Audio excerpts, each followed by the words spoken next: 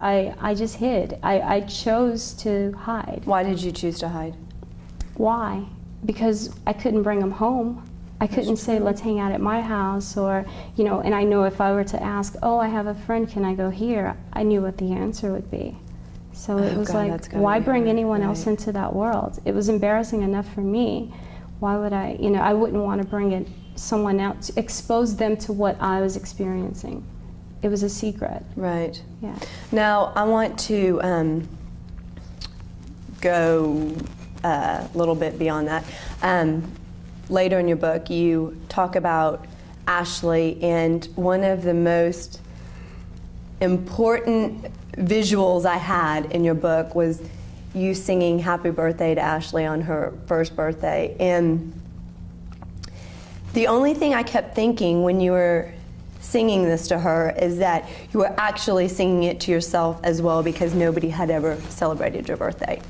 So I just want to know, was that going through your mind when you were actually singing it? Because I kept thinking, oh my gosh, she's actually singing this to herself too, because nobody's ever celebrated her birthday, and she's actually in love with her child and helping her child celebrate it. So I just want to know if you were in some way singing it to yourself as well. Definitely. Even to this day, I've never had a birthday party, you know, celebrate it. So every year, I probably go above and beyond because I'm reliving that. When my daughters turned 7, I turned 7. The little girl in me celebrated being 7. When I'm celebrating that my baby, she's going to be 13 this year, and I'm thinking, wow, what do I get to do? 13. Right. It's, you know, I'm looking forward to that. But yeah, definitely Christmas, all those holidays that, you know, kids look forward to. Oh, I become a kid during that time because I get to relive that through them. Like I said, you know, I dedicated the book to my daughters, you know. I want to thank them because I get to live vicariously through that. You know? That's amazing, because most adults don't look at it from that point of view whenever they have kids. They're just, you know, it's just kind of emotion. Okay, it's their birthday, you have to go through it, but to actually feel it and to actually be there as a kid with them. Oh, yeah. Whenever you talked about Ashley, there was a period when you would leave her with your mother when she was young. And did you ever fear that your mom would treat her the way that your mom had treated you? Not in the beginning, not when she was in an infant, you know, when she was in an infant and I was working the 2 jobs. I never felt that because I saw something in my mother that the attention that she had given Ashley, I saw the same thing she'd given my siblings. You know, it was that nurturing, that, you know, what you expect of a mother. And I guess in that sense, what you would expect of a grandmother, you know. She was almost doting, in a sense, when it came to Ashley. So, but when I got married and I decided to leave, and she wanted me to leave her there, that's when those memories hit, and it was like, no, because she'll just go through what I went through. And at that point, I was in love with my daughter, and I couldn't imagine, you know, cutting those ties. Which brings me to the point of, when did you actually fall in love with your daughter? I want you to like explain it, because like in the book you tell us how you took her out and you dressed her up, and I just want to hear it in your words. Yeah, like, prior to that, you know, I was working 2 jobs and I did whatever I could because motherhood was never in the plan for me, you know.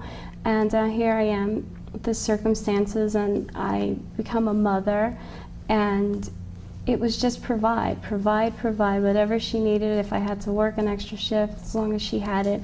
But I wasn't emotionally attached, and I was following that cycle that, you know, my mother had did to me.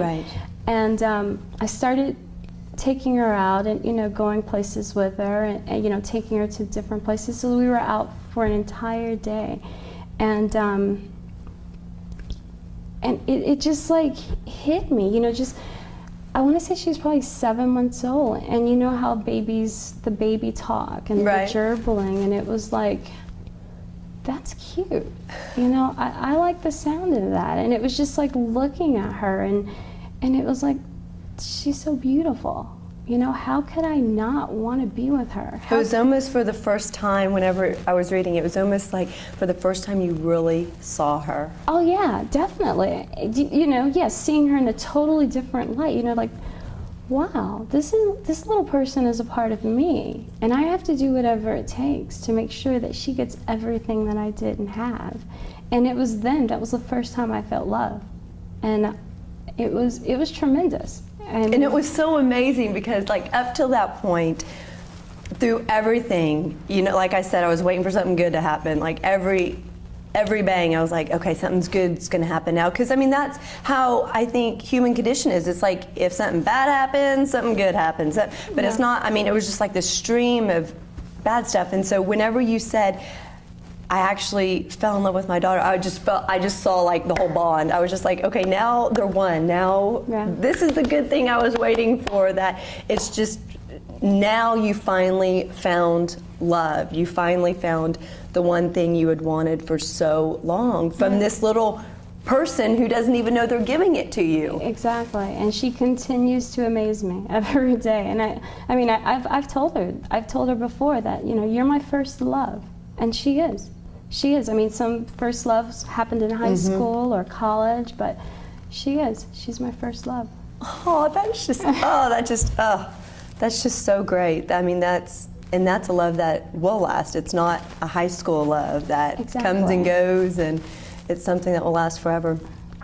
So you didn't have, like I mentioned, you didn't have any friends that you can really, you know, bring home or anything.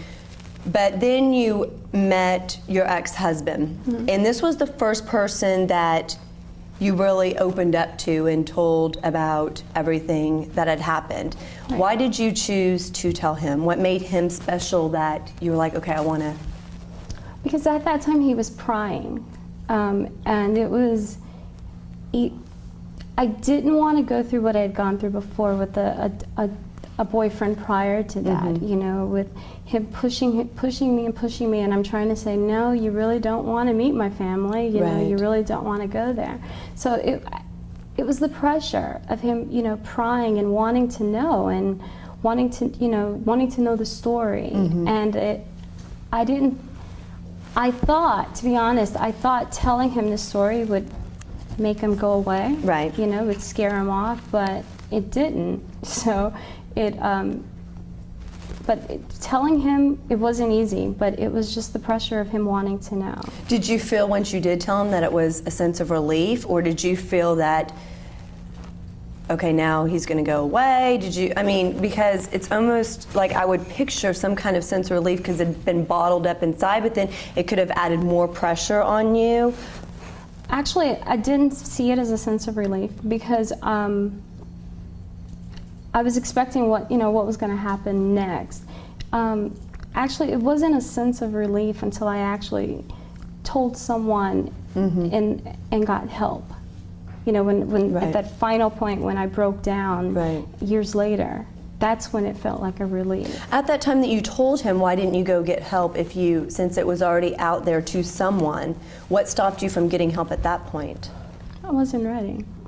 And I think that's with anything we do in life, you know, there's just a time, like when you want to lose weight and people can push diets in your face all day. That's definitely true. And you can't do it until you're ready, and I just wasn't ready. I mean, the opportunities were there. I just wasn't ready to go there. So the relationship with Kurt was not exactly ideal, can we say? So a very visual major image I had in this book also, in addition to the happy birthday one, was whenever he straddled you when you were pregnant.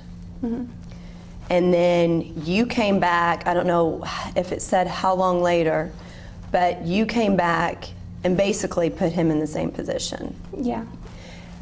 And just so everyone knows, you came back, correct me if I'm wrong, he was sitting on the couch, you came back, you came downstairs and you had a gun and you straddled him and put a gun to him and said, if you touch my daughter again, I'll kill you, or something to that effect. I don't know if that's exactly it.